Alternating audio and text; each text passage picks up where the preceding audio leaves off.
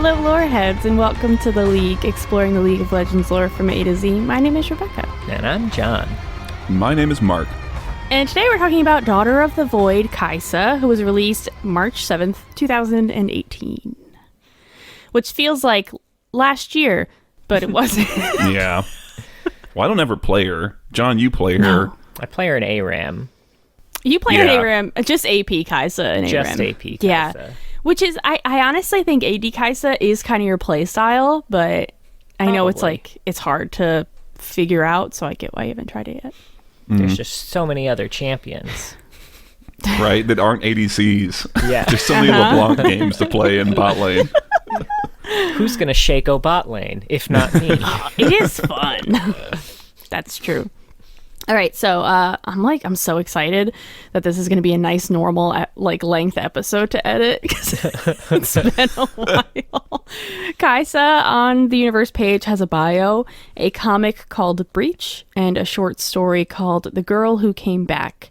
And John found another story on the wiki called Monstrous, which we don't know. Is this canon? Why is it here? It's conspicuously missing from the universe page. It was uploaded there in 2019, but apparently it was scheduled for release in June of 2020, but they accidentally uploaded it early and then pulled it down, and I guess just didn't put it back up again. But if you're gonna weed a story, one story, damn it. make it the one that's not posted. The Wooey Nation.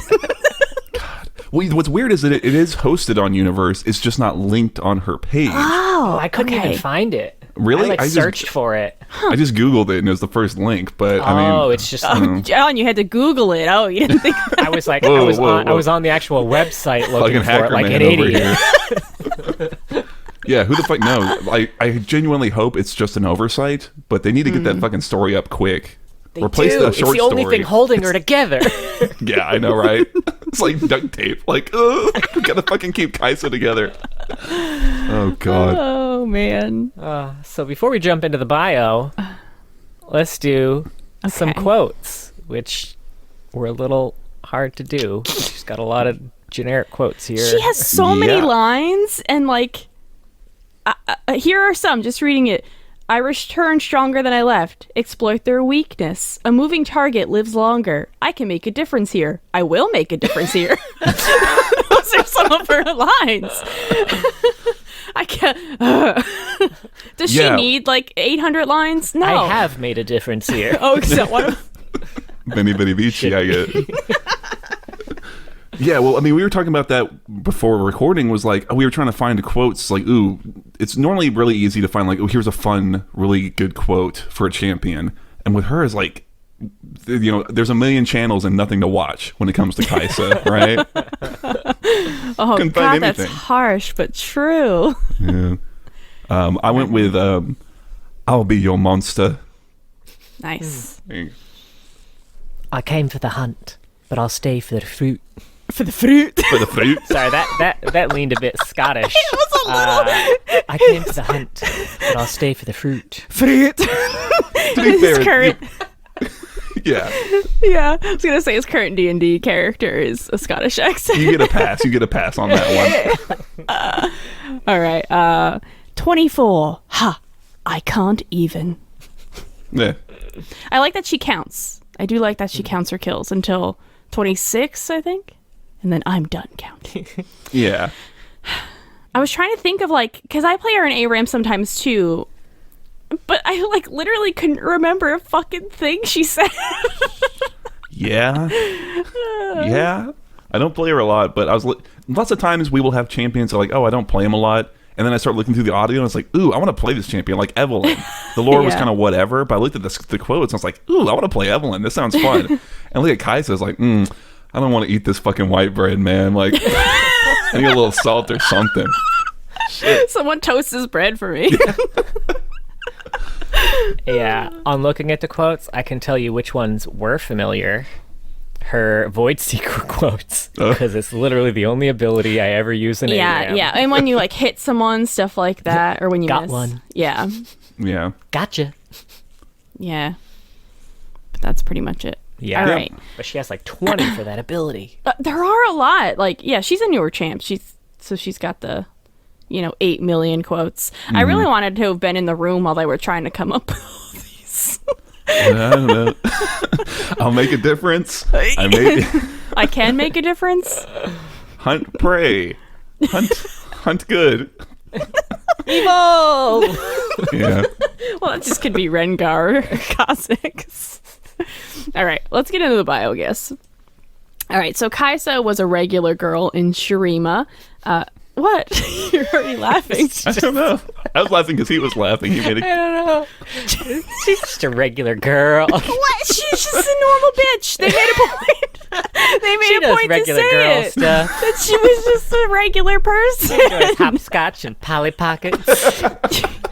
Maybe you should have had dinner before you had that shot of whiskey, John, because you're being a dick. Anyway, Kaiser was a really special, super amazing girl, not like the other girls in Shurima. When she was 10 years old, people around her began to make tributes to some kind of dark power. One day, Kaiser and her friends see a pen of goats about to be sacrificed, so Kaiser sets them free.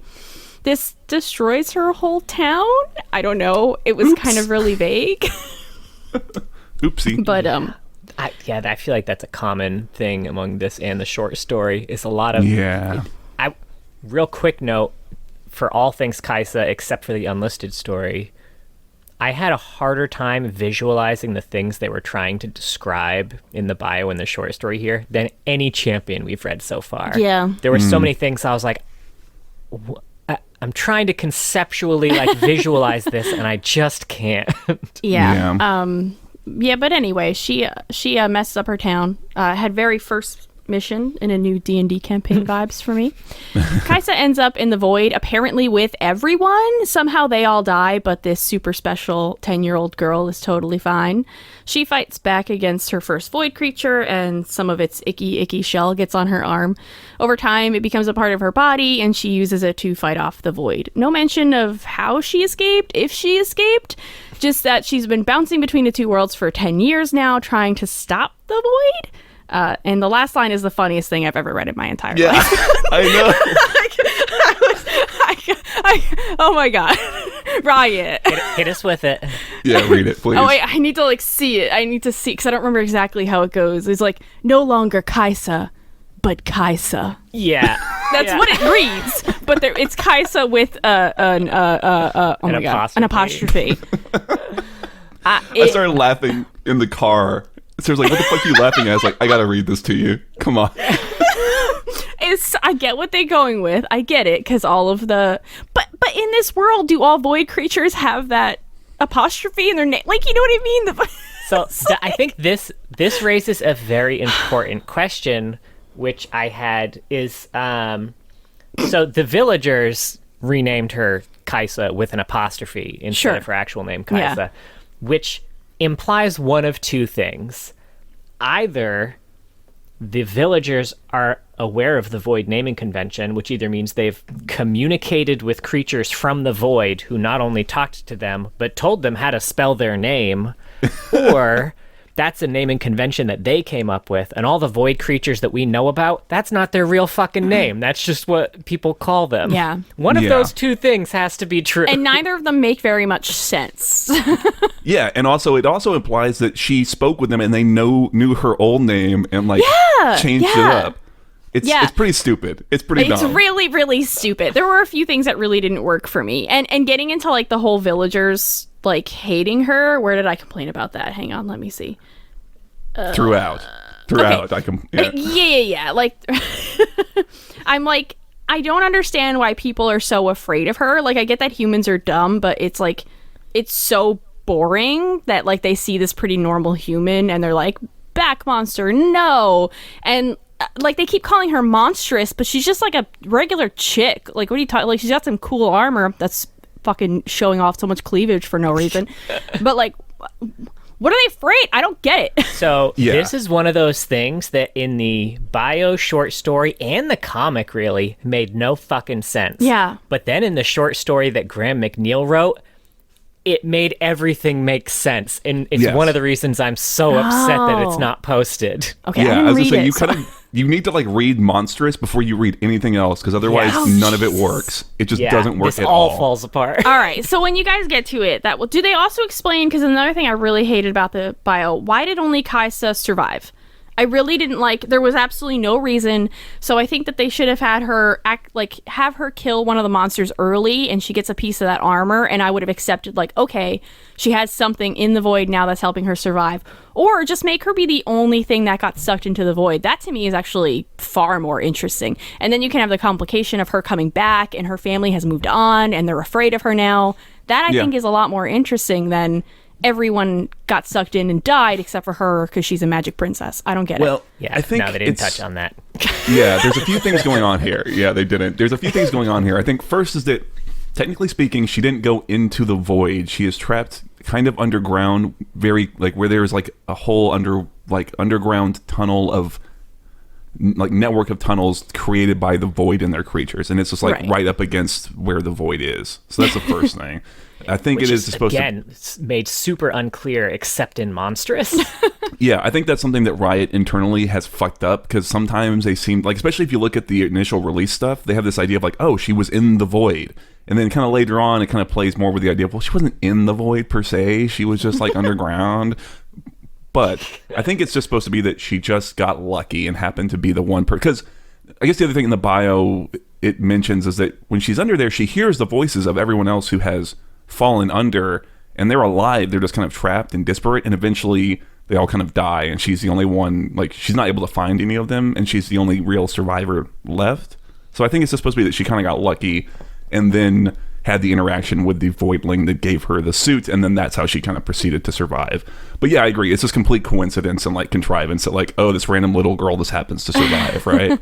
I could maybe get past that, but if that's the case, I think they should have made a point of describing the fact that they're all buried a little bit better, because I thought they were floating in a darkness. Like, I didn't get the impression that they were buried and suffocating, because it's very possible that everyone else was suffocating and maybe she got lucky and ended up in some kind of pocket that she wasn't, you know. But no, it just I didn't get that at all from the story. No, I There were a few completely things agree. too in the bio because in the bio, if you were to read nothing else but the bio, you would think she's still stuck down there. Like, I don't think it ever makes it clear that she can just come and go as she pleases. She kind of, it does say that she can go between the worlds now, or something like that. It does make that line. Does it? Yeah. I think I missed that somewhere. She's kind of like going between the two worlds, trying to keep them apart, I think is what it says. Mm-hmm. You know? But yeah, like one of the things that struck me as odd was like the fact that her name had been passed down into legend, which seemed especially confusing if she wasn't able to actually break free. Yeah.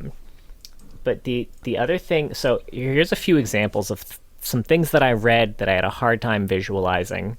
The voidling horror knocked her to the ground, but she drove the blade into its pulsing heart, and the two of them tumbled deeper into the abyss. Like, did he knock her to the ground or like off of a cliff somewhere? I'm not sure how we got from like being knocked to the ground to now tumbling deeper into the abyss. There's like an action piece there that's like missing. Yeah. And then I'm curious, like, where is the shell stuck to her exactly to start off this whole transformation? Because it says like she stabbed into it and then it got stuck and then she broke her blade trying to pull it free. So like, is it stuck to her hand or because it also then says she like uses it as a shield against other people that are attacking her. I'm like, logistically, like, is this whole creature stuck to her? Is it just a piece of the creature stuck to her? What happened to the rest of the creature other than like it's chitin? Like, did it melt to her? How does she have such a thin layer of armor? Yeah. No, I agree. I think there's a lot of kind of, I don't want to say hand waving, but sort of, like you said, sort of vagaries where, because we already know the end result, I think it kind of relies on the reader to just be like, okay, you know that she's got this thing on, so you can kind of just fill the blank in your brain. But like you said, when you sit down and think about it, it doesn't make a lot of sense. Because in my head, I was like, I guess it's on her arm because they talk about the shield thing, so I assume maybe that. But even that's super vague. Like, what do you mean use it as a shield, right? It feels like there should just be like another 300 words worth of just a little explanation here. Put a little Heimerdinger in One there. more Heimerdinger. Yeah, one more Heimer, right? I think they could have had it like, something else came after her and she lifted her arm and it bounced off of the, the piece of the shell that had fused itself there. Just Paint the Graham picture a McNeil little write it. more, right? Yeah, that too. Well, then you're going to get 2,000 words more, which maybe we need. And to your point about the goats thing, right? Like, to me, that is also super vague. Like, is it supposed to be that them releasing the sacrificial goats did actually cause the void to cause the village to be destroyed? Which doesn't make sense with how Kaiser has been treating the whole concept of trying to appease the void, which is that it doesn't care. It doesn't care about the goats. It's going to destroy the village no matter what.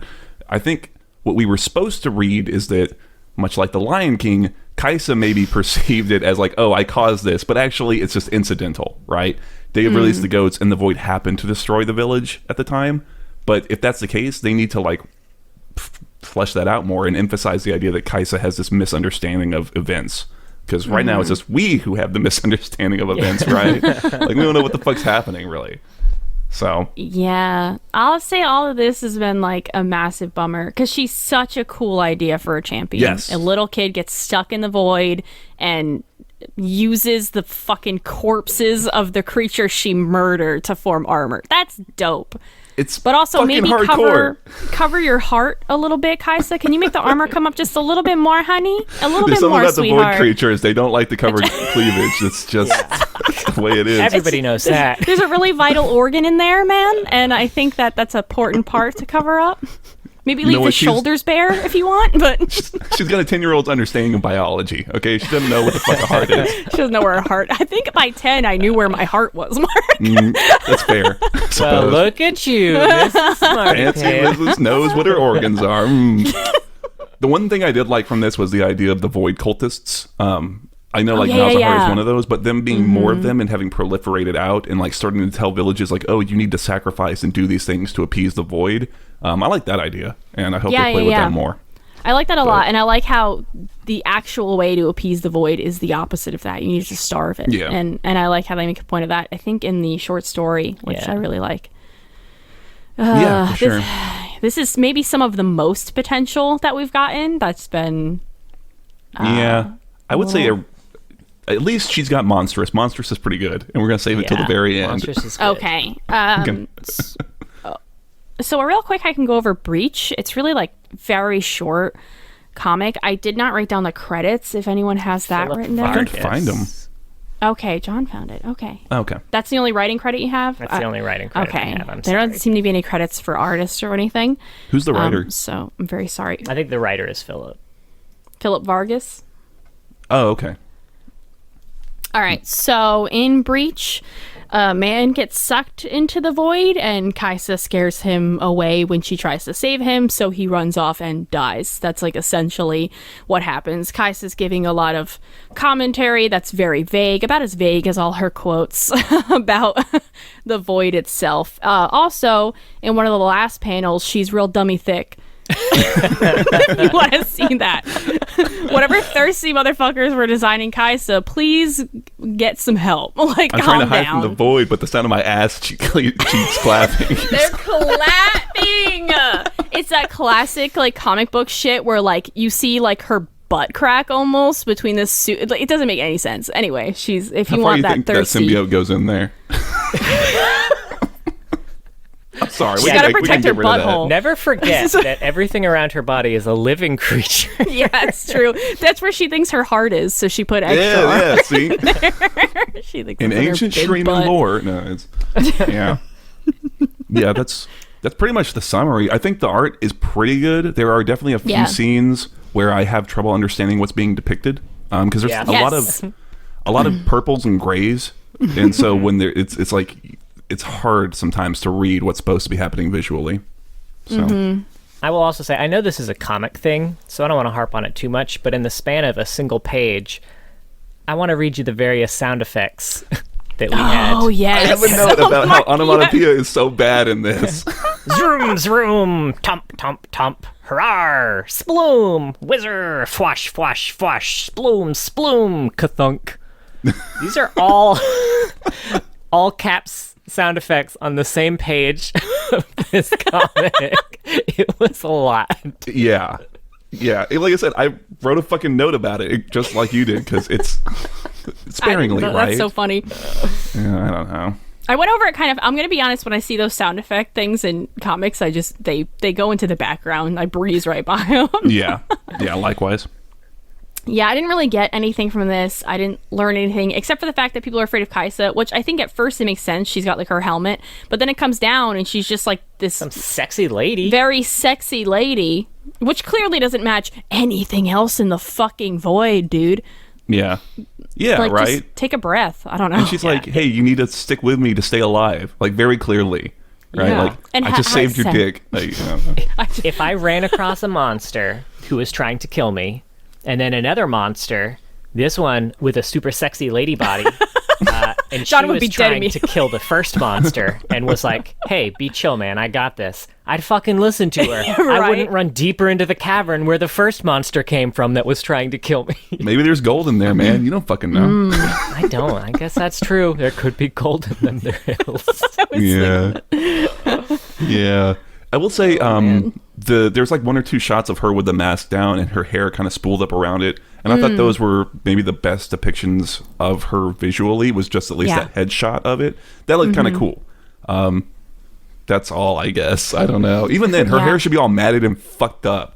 She's got Yes. great fucking conditioner in the void. I don't know what's She happening. does. My hair is worse. The blood of the void creatures is a great fucking conditioner. It's a Oh, detangler and maybe. everything, man. It's Yeah. just Yeah, she's got this sick waves, and if you have curly hair, you know, like that's an effort. You know, does she have like a Hot-ass cotton Shrima, man. towel? Where does she shower? Where do you think Kaiser bathes? In the void. void blood. In the blood of her enemies. Do you think maybe her suit like licks it all away? Yeah, You know, I'm it sure was that's described as kind of that in Monstrous. Oh, really? The suit going over her body was described as a cat licking her skin. Oh, and it Yeah. goes all over her. Yeah. Even then, her hair stays outside of the fucking thing anyway. It's True. Who the fuck knows? I'm sure that will be some hand wave. There's got to be some red post somewhere where it's like, well, actually, the suit, sucks up all the gunk out of the whatever. It has like It was the force. super Kojima vibes from Metal Gear. Yeah. She needs the water to live. I bet you feel real stupid now. You will Oh, are you regret talking the about? things. I don't know who you're talking about. Quiet. Like one character from Metal Gear that's like basically naked, and people were like, "But why?" He's like, "No, there's a really good reason. Oh, Trust me." And then yeah. it turned out, oh, she needs to absorb water through her skin. That's the reason. Like, Right. wasn't worth it. Sorry, Kojima. Did you ever play that game in like the early 2000s where the girls were fighting zombies in bikinis, and it's because the more they got covered in blood, the stronger they became? That's how they explained that away. Oh, I didn't. I don't No, remember but I what it's called. should. Sounds awesome. I could kill zombies in a bikini? Hell yeah. Let's go. So that's Kaiser, Mm. zombie Yeah. bikini killer. Yeah. I mean, she's a little more covered than that. I know I'm bitching about her cleavage, but It would be.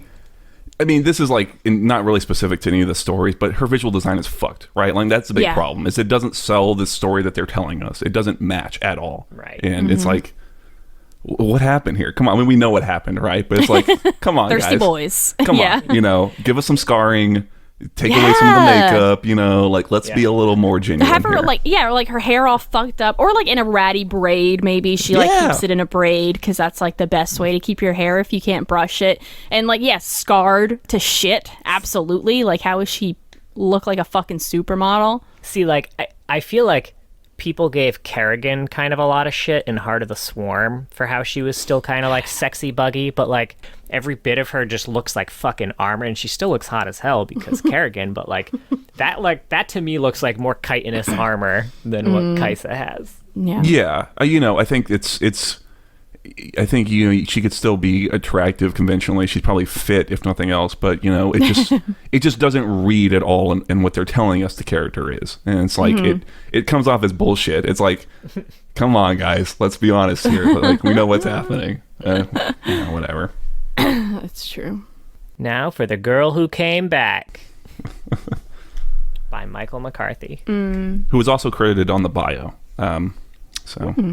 So I can do the summary on this one. Okay. So it opens with Kaiser. She is talking to a little girl named Ely. Does that sound... Yeah. Whatever. So, yeah. It's not the best name in my opinion, but I'm not one to judge. It's fine. She's just a kid, Mark. Damn. She's just a child. She didn't choose that name. It's not her fault. It's Child Alawi before she got her first ouchie. Yeah. John. I love it. But she's talking with Kaiser, and she's not afraid of Kaiser, which, as we've learned, is kind of not par for the course. And Kaiser is like telling the girl that she shouldn't fight back against the void or sacrifice to it, but like you said, Rebecca, starve it, aka kind of just run from it. And meanwhile, Kaiser is also sensing that the void is approaching. She fights off some voidlings, and she tells Ely to run, but Ely refuses, kind of pointing out that, oh, Kaiser, you don't run. And Kaiser's like, not anymore. But Kaiser's still trying to convince Ely, like, you got to tell your people, you have to convince them to leave. Like, stop trying to appease it, just run. Then the villagers show up. Kaiser, masks up. And she also mentions there that, like, only 2 people have lived who have seen her with her mask on, I guess, which seems like bullshit. But she points out that Ely is not afraid, whereas most people would be. The villagers, specifically Ely's father, are, they show up and they start, like, freaking out, like, oh, stay away from that thing, right? And this is where we learn that Kaiser is known as the girl who came back a monster, hence our title drop. And Kaiser has Ely go to her father, and as she does, Kaiser is kind of inspired by Ely's, like, bravery, I guess, and the humanity of it all. And that's the end of the story, right? There's no real resolution to, like, this still, like, very tense situation between the villagers and Kaiser. She's just like, these moments of humanity, that's what makes it worth it. The end. I'm gonna have to murder these villagers. Anyway, bye. So, yeah. Still not established why they see her as a monster. I know, like you said, the suit's kind of weird, looks kind of voidy, but it seems like she can just turn that on and off, like, just, lower your windshield and be like, hey, yes. I'm normal. I'm curious why she put her mask back up when the villagers came. It's kind of referenced, if I remember correctly, as almost like an instinct or like a reflex. Like, oh, there's kind of danger about, and just kind of instinctively throw it up. But she can, at a whim, take it down, and we've seen her do it. So I don't fucking know. I don't know why. You can do it in game. Yeah, just press Control 5, baby. It's easy, no problem. I don't know why she doesn't, like you said, take it down and try and be like, hey, hands up, I'm cool. Your little girl's fine. There's void coming. You need, like, all this shit. There's so much she could do that's just, like, the immediate logical next step to, like, diffusing the situation, right? Right. Especially given that her voice in here, she's described her voice as I wrote that down too. So twisted and monstrous. So and is that only when she has the mask on? Only when she has the mask on, and then monstrous goes on to further describe it in a much cooler way. But it makes it like it's implied that, like, they can't even understand her when she has the mask on. Like, that's how different her voice is. Which, for the record, I would have loved to get. I know it would have been a lot of work, but I would have loved alternative voiceovers for her for when she has her mask up, so that we could conceptualize this fucking monstrous voice that she supposedly has. Make it sound like a kind of kog'maw, or like or just any sort of void thing that we've heard before instead of just a filter, Yeah. Yeah. Oh, that'd have been cool. Right? So I had a few questions about this one, and again, these are kind of answered in Monstrous, but having had not read Monstrous at this point, I was confused. Charging the energy in my shoulder pods. You're what? Because last I remember from your bio, you had, like, this chitinous armor that was, like, enveloping your butt. Where the fuck did you get shoulder pods that are energy independent lasers? Like, from the video game. Did the creature that attacked you have those? And if so, why did it ever get into melee range with you in the first place so that you could stab it? We find out, not in this story or the bio or anything else, that she is evolving as this creature is around her. So that's how that happened, but not explained at this point.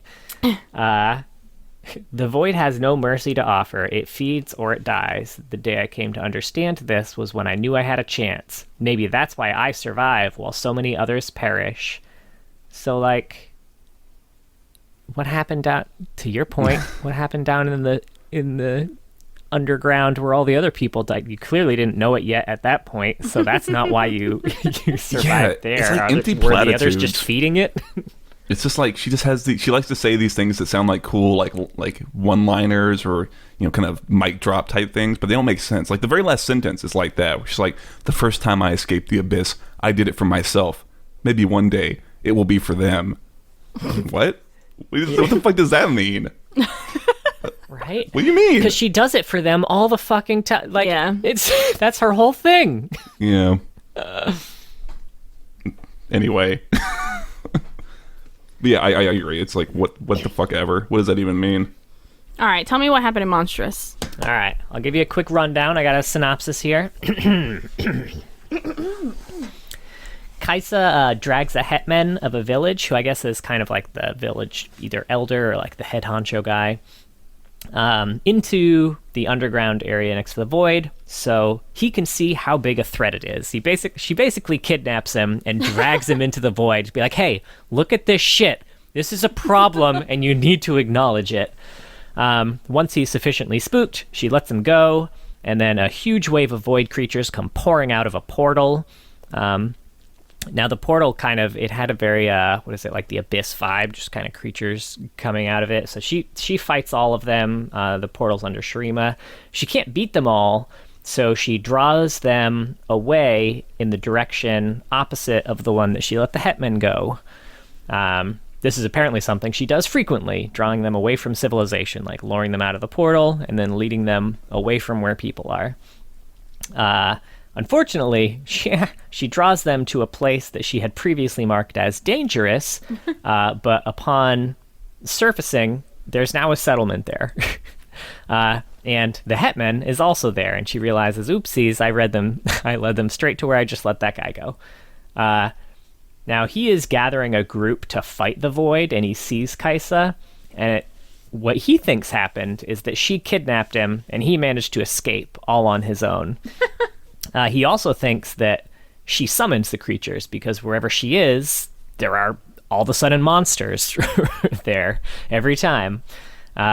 So he attacks her, and she knows that the void is on the way and is going to just demolish this village and have a great feast. And she knows that the town is not going to leave as long as their leader is here, defying her and defying the void. Because at this point, this leader guy is like, there are monsters coming, but we can fight them. And she knows they can't because he can barely hold his own sword. So she makes a tough call, like, fuck, all right, I'm going to kill this dude. So the villagers have nothing to rally against. So she kills him and then destroys their village, so they have no reason to stay anymore. So they run away and they survive. Now, obviously, they don't know any of this that was going on in her head, so she's just some monster who came, killed their leader, destroyed their village, and then a huge wave of monsters came after her. So that's kind of how the story ends, with her waiting there for the wave of monsters to come so that she can kind of fight them after the villagers have all left. Yeah, and kind of acknowledging that, like, she absolutely knows that they're going to go on, they're going to tell the story, and it's only going to get worse. Like, they're just going to make the tale bigger and larger, and she's going to go, because she specifically, when she destroys the village, doesn't kill anyone. She can, like, with her visor, be like, oh, that grain silo is empty, that building is empty, I'll just blow those up. And she knows that by the time they get to civilization, she's going to be known as a murderer and killer of children, and she's comfortable bearing that burden. But, I mean, to your original point of all of this, John, is that it makes absolute sense why, after all that, people will be like, oh, there's that harbinger of the void, that monster, Kaiser. It's like, oh, hey, look at that. We kind of fixed it a little, you know? Yeah. Yeah, so I get that. And I think the description here that they gave for her voice was, my voice is distorted through the molded mask of the suit, a wet animal snarl that sounds like no mortal tongue. And it's also mentioned that the words sound like I'm choking on blood. Right. Specifically blood. Couldn't be anything else. But yeah. So that's why, and that's what happens whenever she has her mask up. Unfortunately, she has her mask up a lot more because, like Mark mentioned, like, it gives her the ability to see in colors. So she can see threats in certain colors. She can see, like, heat signatures. So she likes having the helmet up, and she feels she's lived so far underground in the dark that was kind of the preferred way to see. So she hates not having that mask up because it's much harder for her to see. And it's kind of implied too that the void creature on her body, throughout the story, it's kind of implied that void creature might be more, it's not just like this helpful carapace, like it has its own needs, like it needs to constantly feed, which is why she, another reason why she kills so many void creatures is because the carapace feeds on their blood to stay alive. It's also, there are points where she's not sure, like when she accidentally leads the void to the village, she's like, shit, did I make a mistake, or did the carapace know exactly where it was leading me and it wanted me to lead them to the village? So there's a lot more in this story about the relationship between her and her armor, where it's definitely implied that it's not, she's in control, but maybe not as fully as she'd like to be. And there's also then uncertainty of like, hey, if I stop feeding it, like what would happen? Like she has a lot of questions about how this relationship actually works too. Yeah, I think that's one thing that makes it so strong compared to the other pieces, is it actually leverages the presence of this, like you said, intelligence, the symbiote that is with her, and how it's affecting her, like physically. You were talking about like the feeling, the sensation of it, like being painful, and these needles on her, which I know gets mentioned once or twice elsewhere, but it's like repeated in here, and it's really emphasized that it's something that is just kind of a toll on her, like emotionally and psychologically, where she's starting to, there's kind of the implication that she is starting to become more and more a creature of the dark and the void, and like being out in the sun and the fresh air kind of is like this, it like hurts her almost to a degree, and she just more and more wants to be down amongst the void. And there's these like, she's kind of losing these memories of what it was like to be, Kaiser, the little girl, versus whatever she is now. And it's great. I love it, and I wish we had that way more in any other piece, because I think this is the only one that is like cottoned on to the idea that, oh, there's this, like you said, there's this void intelligence that's with you all the time and has its own goals and purposes, and you can use it, but at what cost? That type of shit. Yeah, you can use it, but if you think it's not using you too, you're dum-dum.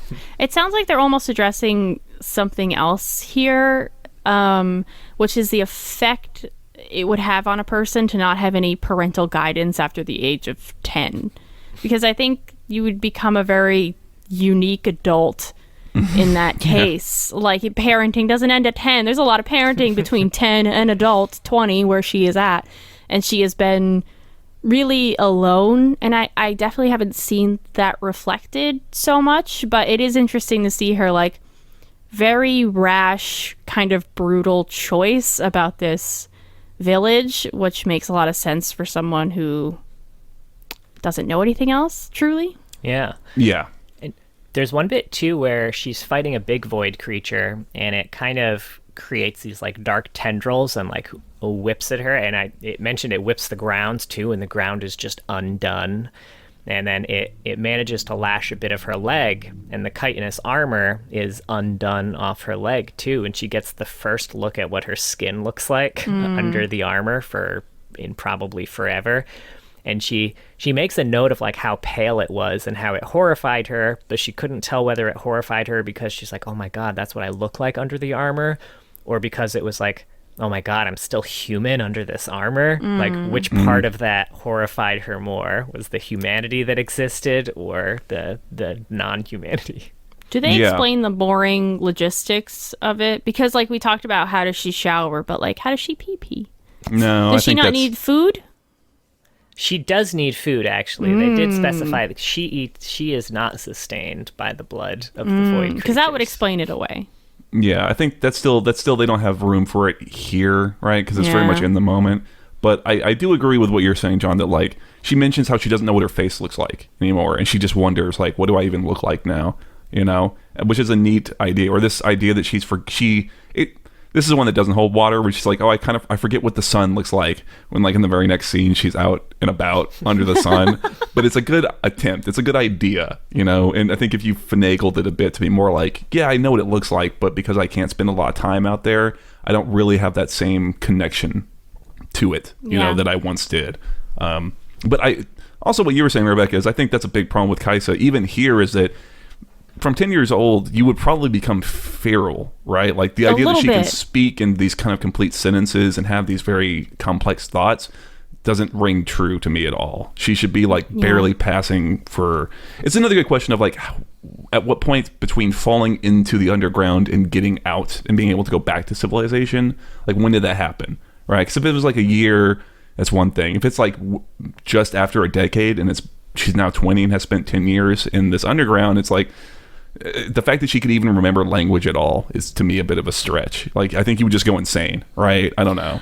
But I could see her remembering language, but I think she'd have a very simplified speech, maybe. And I feel like she'd probably, like, I think something that would be interesting is if she forgets to speak out loud. Because, like, how often does she have to talk to anybody? You know what I mean? Yeah.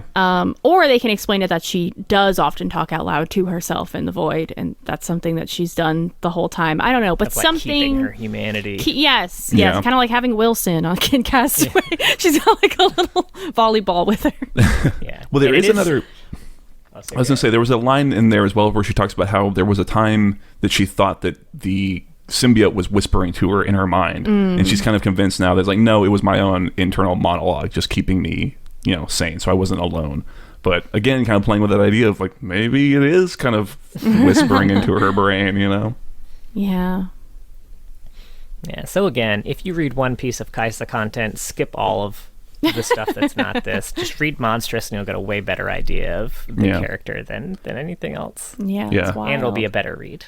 You'll leave less frustrated. For sure. Yeah. You need this before you read anything else. And I would also add that like just the writing is strong. The descriptions of like the void in particular, this is another really good one where there's one where it talks about like arms that would be impossible in nature hook over the edge of the abyss, dragging a monstrous horror of rasping armor plates, bony protrusions, and flesh the color of something stillborn. And it's like, ugh, man. Yeah. It's visceral.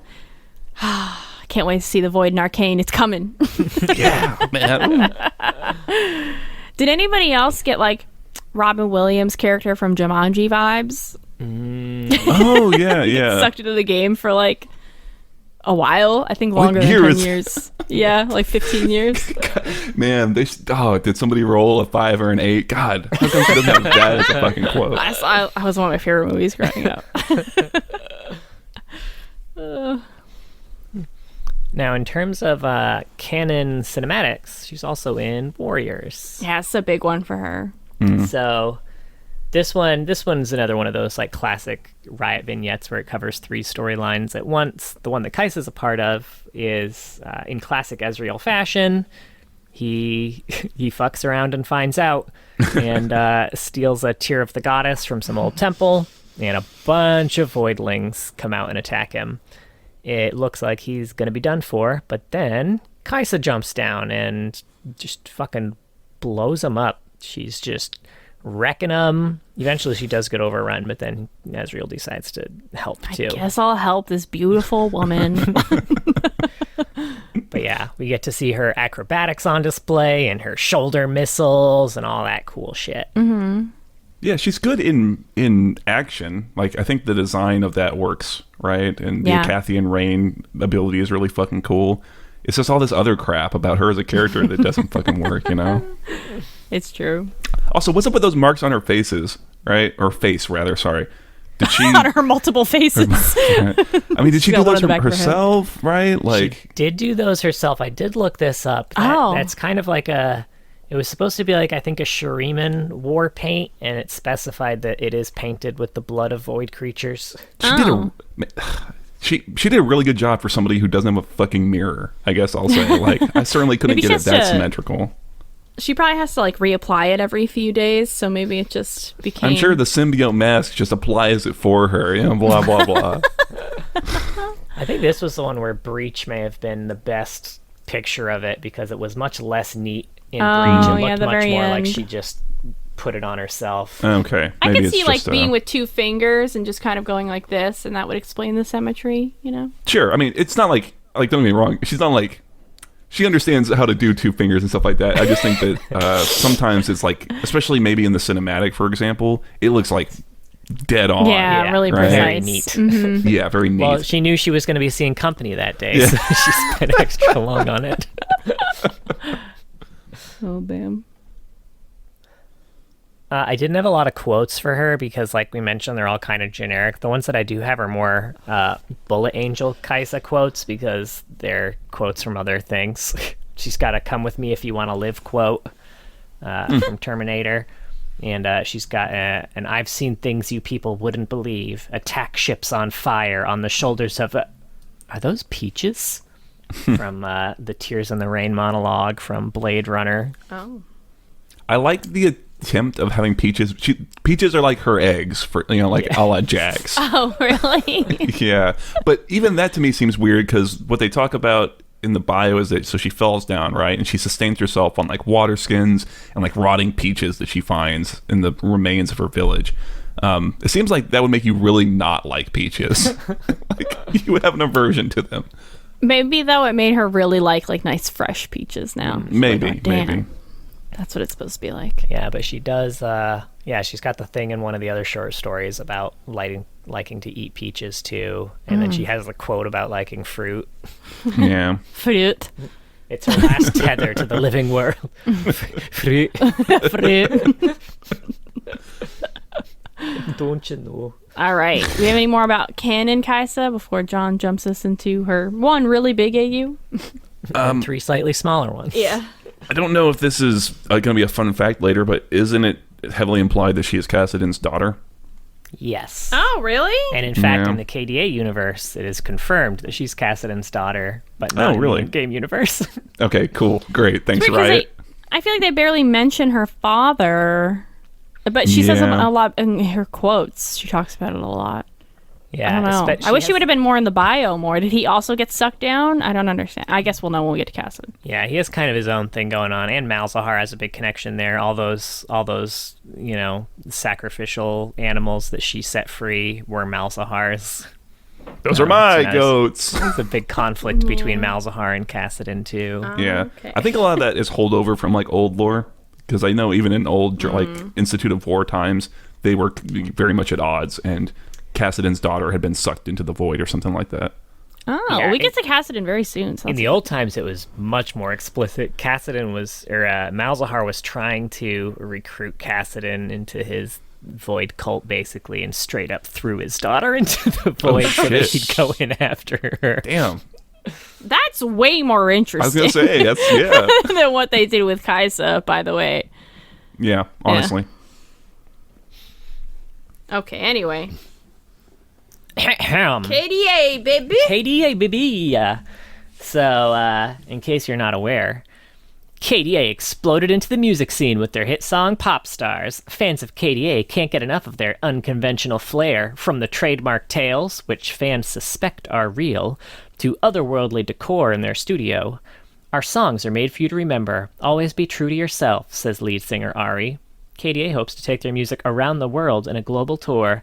KDA is also a virtual band in real life, comprised of League of Legends champions, which are performed by musicians such as B. Miller, Jyra Burns, Madison Beer, Mioin, Soyeon, and Wolf Lila. Each member of the band has a skin corresponding to their KDA alter ego. So Kaisa's bio in this one is, as the main dancer and team choreographer, Kaisa strives for perfection. Her intense, quiet focus pushes the team forward with otherworldly concepts and pristine attention to detail. Kaisa embraces a cosmopolitan approach to life, finding inspiration in every corner of the world. And she has a lot of skins in this line, including like a regular skin and a prestige skin for kind of each one of their songs. So kind of the original KDA Kaisa, a talent from abroad, Kaisa brings a unique style and sound to the industry. She learned to express herself through her craft, blossoming into one of the most talented dancers in the world. A perfect fit for the misfits of KDA, where she takes their performance to the next level. Real quick, doesn't her titty look like a basketball? A little bit. Bet the slam dunk on that, you know what I'm saying? It looks like a basketball going into a net. It does, Hey, right? swish. Everyone zoom in on that titty.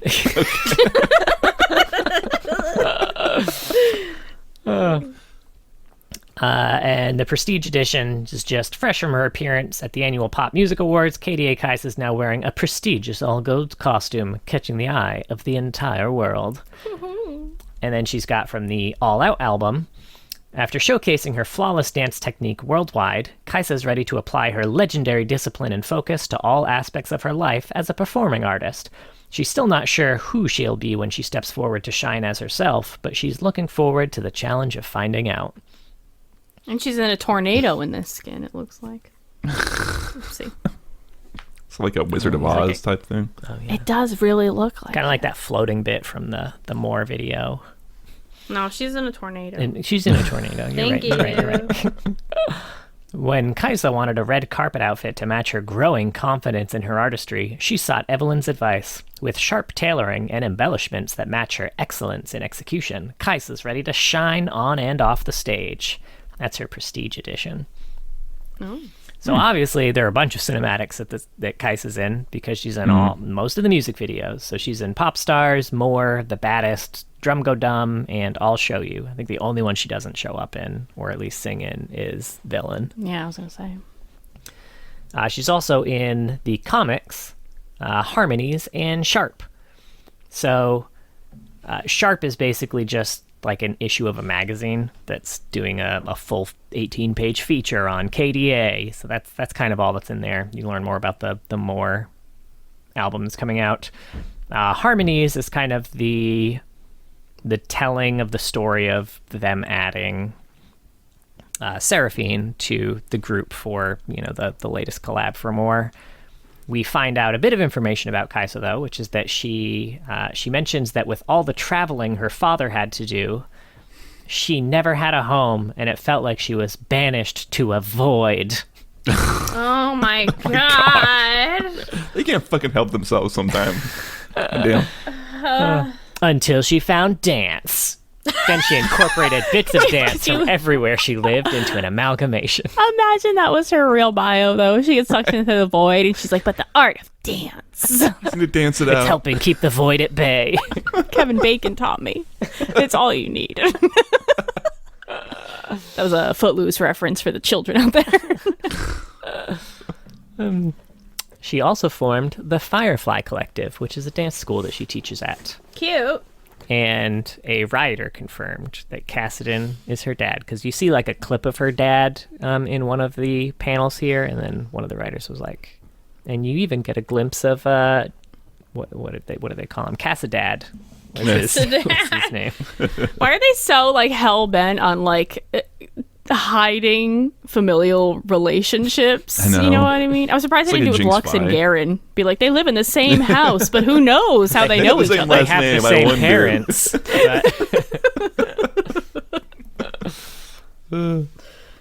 There's also one short story, which is just an interview called Inside KDA. We find out a few facts about Kaiser, including her favorite cities are Cape Town, Seoul, New York, and Hong Kong.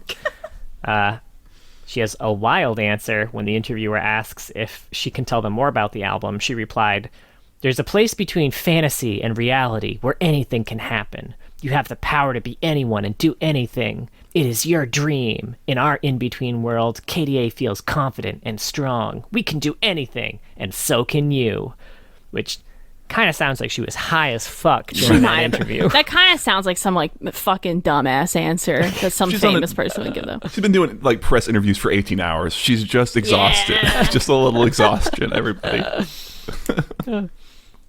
We also find out that Kaisa's the one who painted Akali's mask from the Pop Stars video, which is pretty impressive because it moves. Well, and they're in a place between reality and fantasy, so whatever. You know, when you paint masks with the blood of the void creatures, they get more animated. Void, metaphorically speaking, of course. Yeah, of course. And then when asked about her favorite part of filming Pop Stars, Eve said, driving down the tunnel at Kaiser was a thrill. I wanted to run her over. The thing is, we filmed that scene only 7 times. I wish we had more time with that sports car. We did put Kaiser in front of the speeding car once, but they told us not to do it again. Do you think that's the take they went with? It's gotta be. It was so good. So now she's part of a few other AUs. She's part of Steel Valkyries. A galaxy scarred by war now attempts to rebuild, but the old wounds remain. Criminals, bounty hunters, mercenaries, and assassins have filled the power vacuum, piloting dangerous combat exosuits with godlike abilities. And this one is Bullet Angel Kaiser. A former lieutenant in the Royal Space Military, Kaiser was the first sanctioned pilot of the experimental X-01 Butterfly.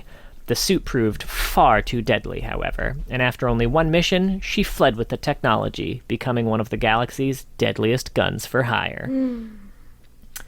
This has one short story attached to it called Kaiser Exosuit Loader.log, and it is just a log file of the Exosuit Loader program. It's just a long boot screen of Kaiser's exosuit. What a great story. Yeah. We do pick up that there's a bounty on the head of Gun Goddess Misfortune, so that's something. Oh.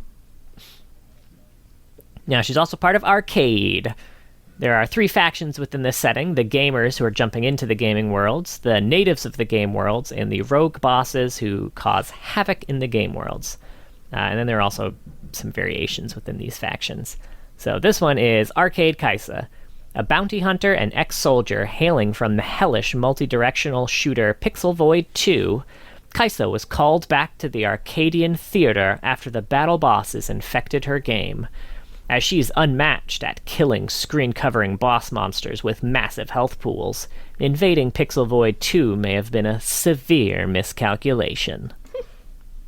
And then there's a cinematic for this called Ultra Combo, which is just kind of like an anime-style trailer for the skin line. It's got some in-game cinematics. It's also got some kind of anime-style, action scenes.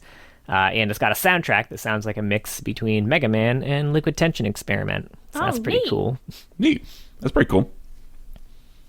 And the last one is Dragon Mancers, which I think is fairly new. Yeah, really new. Majestic dragons dwell in remote places of wild beauty, avoiding mortal affairs outside of rarely bestowing their gifts to only a select few. The Dragon Mancers are those fortunate and powerful enough to have gained the ultimate blessing. Whether they then use that for good or for evil is up to them, and anyone strong enough to stop them. And this one is Lagoon Dragon Kaiser. Seeking the power to purify the land of Bran's corruption, Kaiser plunged into the depths of the Lagoon Dragon's waters, despite terrifying legends of the endless deep. However, the dragon recognized her for her courage to face the unknown and blessed her with its gift. Now she adventures the world, cleansing the land and protecting those who cannot protect themselves. So, kind of like her normal lore, but with water instead of Right. dirt. I just feel like I'm in a void in my mind. I do like that the other two made her like a bounty hunter. Yeah, those skins are pretty cool. Yeah, pretty neat. And now, finally, we have some fun facts. Slap them on me. Some of them we already went over a little bit. Like we mentioned, very likely Cassidon's daughter. While it's not explicitly confirmed, Cassidon's desert village was lost when a large maw-like void swallowed it, and he lost his daughter and wife.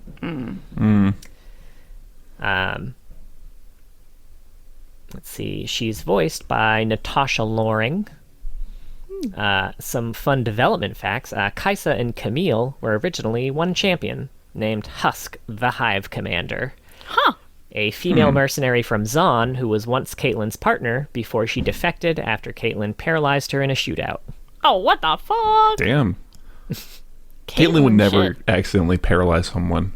She would do No. Right? She's too good a shot. Yeah. She knew what she was doing. Another potential narrative direction was that she was going to be a new generation of void creatures trying to emulate humans. Oh, that's cool. That's also Very interesting. Cylon angle. Yeah, I was gonna say super Cylon. I kind of like that. That would be fun because you could then play with all the things that come with that, right? There's like, oh, am I becoming human? Like, why don't I want to crush this little girl? Shit like that. That could be fun. You know what? I think it'd be fun. They could still do that, but because Kaiser has spent so much time in the void, they're using her to kind of like replicate a human figure. So it's kind of her fault. Ooh, that would be not real her good. fault, but I really like that idea. Like we mentioned, you can toggle her helmet on and off in game by pressing Control 5. Unfortunately, it will not make her voice sound like she's choking on blood. It would be so cool, though. I'd love to hear fucking cho'gath's voice come out of her if you put her helmet on. Yeah, that'd be real cool. I love fruit. Yeah, right? Like, genuinely. Come on, Riot, do it. Jesus. But yeah, that's pretty much it. All right. Any final Kaiser thoughts besides disappointment? Yeah, kind of a misfire. Yeah. Yeah, I think they could fix this without too much. I think they go back and revise her bio based on a lot of the additional context that Graham McNeil provided in Monstrous. I think this could be pretty hype. Obviously there's going to be things about the visual design that rewrite won't help with, but I think that'll help a lot more for at least narrative consistency. Yeah. And it wouldn't take a lot. Just, making them align more would be fine.